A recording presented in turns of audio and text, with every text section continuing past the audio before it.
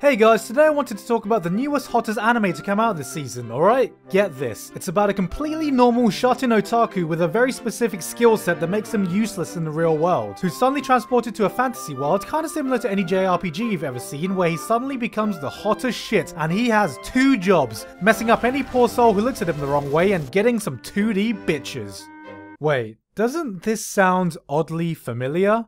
Well, if you're a fan of anime, or at least aware of modern anime, it should, as what I just described is a basic premise for a show in the genre of isekai, which roughly translates to another world. In recent times, it's been pretty hard to escape shows in the isekai genre, to the point where every season there always seems to be one or two new additions with variations to the premise. Another world but with a smartphone, another world but with a world of games, another world but with a group of dickheads. If you've been following anime for the past few years, you can't have missed it, and it's taken up some spots for some of the most popular anime to come out each year. But how did this come to be? How did such a seemingly niche idea end up rising to become almost as prominent in anime as High School, Mecha, or Slice of Life? And is there anywhere left for the genre to go? Well, today I thought it'd be interesting to explore the roots of the genre, why it's gripped modern audiences so much, and the evolution it's taken to get to where we are now. See, when we think of modern isekai, we have a general idea of the tropes and cliches of the plot and worlds that we normally see. But the concept of a main character being transported to another world is by no means new or even exclusive to the world of anime. And if we are going to explore the roots of the genre, we have to travel back a pretty long time.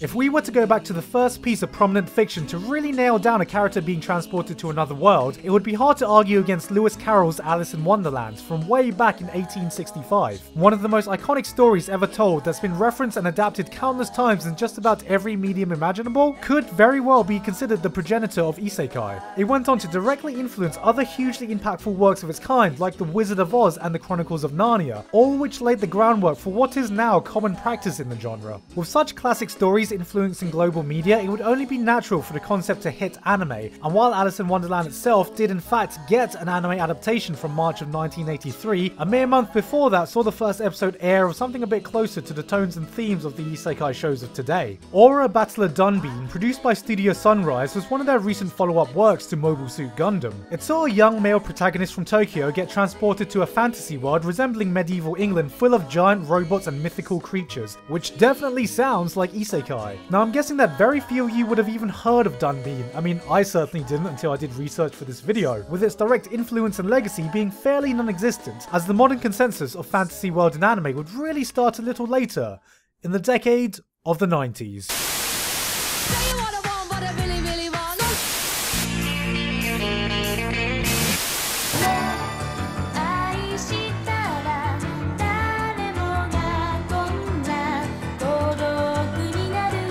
If we were to look at early isekai work in anime before anyone even really called them isekai, we think of some fantasy shows in the 90s, and the one that most obviously comes to mind for old school fans would most likely be The Vision of Escaflowne. Though that wasn't the only one. Shows like Magic Knight Raya, 12 Kingdoms, and most notably Inuyasha have a main character transported to a different world, but these shows are certainly not very reminiscent of the isekai shows we know of today. The fantasy world these shows are set in seem more rooted in that of traditional fantasy, with inspiration seemingly from old Japanese or Western folklore. They have more in common with the worlds of Alice in Wonderland and The Wizard of Oz than they do any modern isekai, and like the two classics, they all share another thing: a female protagonist. See, back then, rather than being its own genre with its own tropes and cliches, these shows were seen as more of an extension of the myriad of fantasy anime that came out in the 90s. And as the fantasy trend started to die out when the 2000s came along, it was only then that the calling cards of what we now expect from isekai to become prevalent in the genre. Gone were our female protagonists and traditional fantasy worlds. Dot Hack in the Greed Island arc of Hunter x Hunter's original adaptation introduced the idea of having your conscience trapped in a virtual world. And Zero no Tsukaima in 2006 saw harem elements added, and most importantly came in a time when the idea of light novel adaptations were just starting.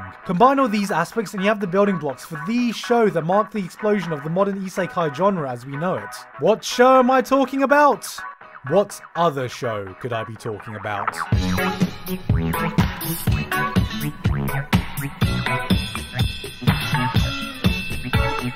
I know we're all sick and tired of hearing about Sword Art Online by now, but it's impossible to discuss this genre without mentioning the massive impact this show had. I've already talked in depth about how Sword Art Online got popular and how it filled in a niche of popular anime targeted towards gamers in a time when there wasn't much competition. And through its success, it marks the point where the genre we know today as isekai really found its footing. If we compare SAO to the previously mentioned shows in the 90s, you can see a massive shift at the way the concept is approached. This time, we had a male protagonist, one who was way more powerful than everyone around him with an entourage of love interests, and rather than be set in a traditional fantasy world, the setting was more akin to an RPG fantasy world. And this, I think, is the most noticeable change. It makes sense for SAO as all the members are stuck in a video game, but it seems like the world that characters are transported to nowadays have more of a grounding in classic fantasy JRPGs like Final Fantasy and Chrono Trigger, with the same tropes that would envelop such a world. What the show did was make these elements marketable, and while some still argue that Sword Art Online isn't technically an isekai as their real bodies didn't get transported anywhere, it didn't matter as it left its mark. The groundwork was set for the rise of a new trend, and shows would pull more from aspects in SAO than anything that came before. For better or worse, the new isekai was here to stay. Just what is it that makes isekai such an appealing genre? You can take a look at some of the more prominent ones and say, well, isn't it just escapism, a self-insert, or just a power fantasy? And in this broad sense, it's hard to argue against it. One of the best things the isekai platform allows for is having far more relatable main characters than traditional fantasy, on a surface level at least. Having someone from our world coming to terms with and learning the ways of this new world allows the audience to share their experience of learning about said world from the ground up. There's generally very little need for wordy exposition early because the way the story plays out tends to favour gradual progression and development in world building. It's this reliance on making the protagonist relatable that has many of these characters start out as gamers or anime fans in their own world. If there is a definitive platform that thrives on self-insert characters, it is isekai, and in many ways turns the genre into one of the truest forms of escapism, at least as long as you are a part of that wide target audience, whether you are a gamer, or a gamer. Wait a minute. I think we might be onto something here. While isekai technically means another world, which could be any type of world, modern isekai has almost become synonymous with an RPG world. Knights, mages, spells, NPCs, a power system based on RPG-like stats, whether the story is something more akin to an actual gaming world like in Log Horizon, or a much more brutal and unforgiving take at the genre like in Grimgar, Fantasy and Ash. It's to the point now where I completely forgot that a show like Danmachi wasn't in fact an isekai show. There is no guy transported to another world. They are just in another world, but because of the tropes that are present in it and the RPG-like world that it's set in, I completely thought it was until rereading up on it made me remember otherwise. If we look at the most popular shows in the genre that came out after Sword Art Online, we see the different appeal that made them stand out and the evolution of how a different aspect of the genre was explored in order to do so. No Game No Life played on some of the same power fantasies as in SAO, but instead of showing that through action scenes or raw strength, it was through interesting contests and entertaining mind games. Konosuba took the standard setting and added in a memorable and colourful cast, who bounced off each other well, bringing out the wacky humour that we loved, essentially making a sitcom in a setting we don't normally see a sitcom. And finally, ReZero took all the tropes we thought we were familiar with and tired of and subverted them, deconstructing the overpowered otaku protagonist that we were just watching a few seasons ago. But the one thing that remains constant is just that. The setting. Every one of these shows still has a grounding in an RPG fantasy world, even if the shows have nothing to do with video games itself. In some way, it's still appealing to the same demographic of gamers that allowed SAO to take over the community to begin with. The ones that grew up playing these types of games, and in some cases, the protagonists are as familiar with the genre of RPGs as the audience is. While the main appeal of the popular isekai titles at some level draw in that gamer crowd, with the sheer number of titles coming out now, we are starting to see stories that explore other aspects of isekai, and the reason this is possible is because these shows are normally based on light novels, and there are a lot of light novels to pick from, which in turn can cause a lot of these anime adaptations to suffer from a lot of the same problems light novel adaptations suffer from. One, of course, being incomplete adaptations. All the titles I mentioned still have ongoing light novels, which may or may not ever be adapted into an anime work. And with that said, I'm happy to announce our latest offer in collaboration with Bookwalker, who just released Volume 5 of ReZero officially translated. As I'm sure you all know by now, Bookwalker are Kakao official ebook service for light novels, including the likes of SAO, No Game No Life, Konosuba, Danmachi, and they are also doing a special giveaway to celebrate the release of Volume 5 of ReZero. If you buy any volume of ReZero, you have the chance of winning either a signed illustration by the author, this Rem figure, or a Rem and Ram desk trash bin. Yes, a fucking trash bin, which I would love myself if they weren't giving it away. So unless you have already used it in the past, all you need to do is use coupon code GIGARK at checkout to buy any ebook for $5 off. See, in many ways, the isekai trend runs hand in hand with the rise of light novel adaptations as a whole. It's only been within the last decade that light novels have become such a common source of material for anime. But why is it that isekai in particular has such an abundance of light novels? Today there are hundreds of different light novels from hundreds of different authors, and isekai holds a large portion of this. But where are they all coming from? What could cause the market to be dominated in such a fashion? Well, when looking into this further, I stumbled upon something quite interesting, and the pieces started to click.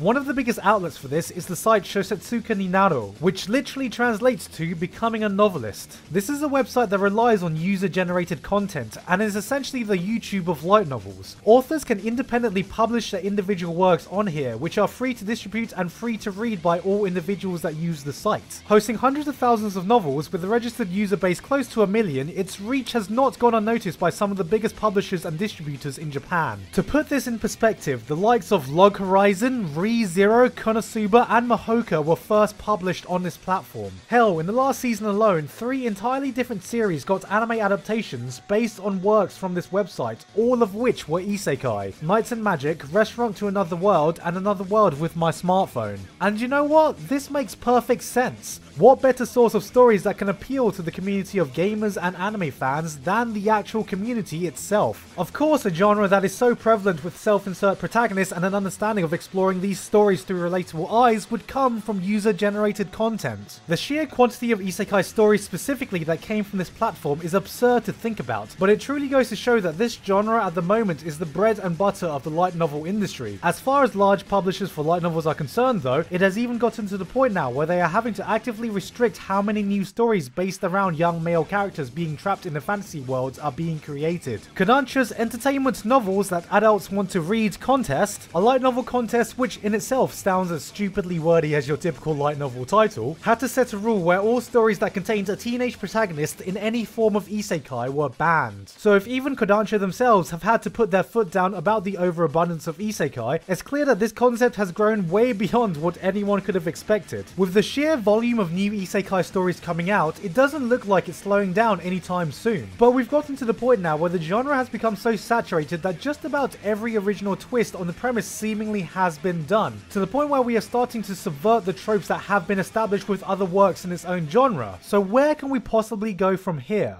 Well, here's the interesting part. Out of all the tropes in the genre that have been picked apart, explored, expanded on, subverted, or even satirized, there is one part that has remained almost untouched.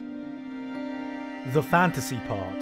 Traveling the ether back to you. A pure fantasy without any RPG elements or transported to another world is something that audiences won't be completely tired of, and this is something that we've actually seen in recent seasons. One of the big reasons Made in Abyss felt like such a monumental breath of fresh air last season was because here was a pure fantasy without any of the traditional isekai storytelling mechanics that have taken over recent fantasy animes within the past few years. And the show itself ended up being a prominent contender for Anime of the Year. Seriously, if you didn't finish this show last season, it is absolutely amazing. And it's one of the best examples anime has to offer of a captivating and wonderful story remaining completely true to the core ideals of a fantasy fiction. And if you should watch one show this year that's not My Hero Academia, it's this one. But it doesn't stop there either, as some of the most high profile anime coming out this year have their roots in traditional fantasy again, rather than the world of modern isekai fantasy. Little Witch Academia was one of the most hyped shows earlier this winter, which probably would have gained more traction within the community if Netflix Netflix had made it widely available as it was airing. And this season, The Ancient Magus Bride is gaining a lot of attention and traction for the way it's presenting its fantastical world within modern England. We may end up going full circle back to the genre's roots in traditional fantasy, and I find that hilariously ironic, as it was because of the isekai genre itself that traditional fantasy started to die out in anime. Whatever the future for this genre, whether hundreds more isekai stories get pumped out or it gets swallowed up by fantasy again, or if both die out, we shouldn't forget that trends come and go all the time.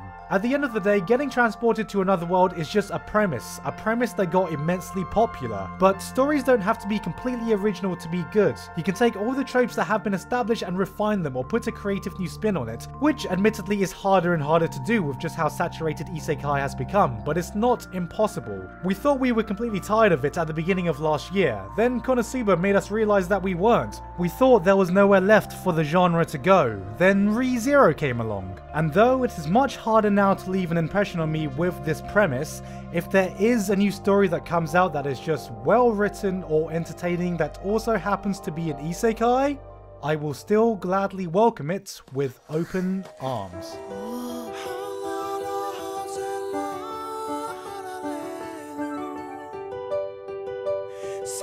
Again, I would like to thank Bookwalker for inspiring this video. You can check out all their selection of isekai light novels if you found some interest, all in the description below. And remember, if you want to enter the prize draw for Re:Zero, you can buy any volumes including volume 5 which was just released. And remember to use coupon code GIGUK at the checkout. Anyway, that's all the updates I have today, as I'm actually in Japan right now and this is all pre-recorded, so no Patreon shouts out today. I will be back soon though, so until then, hope you enjoyed the video and I will see you all next time.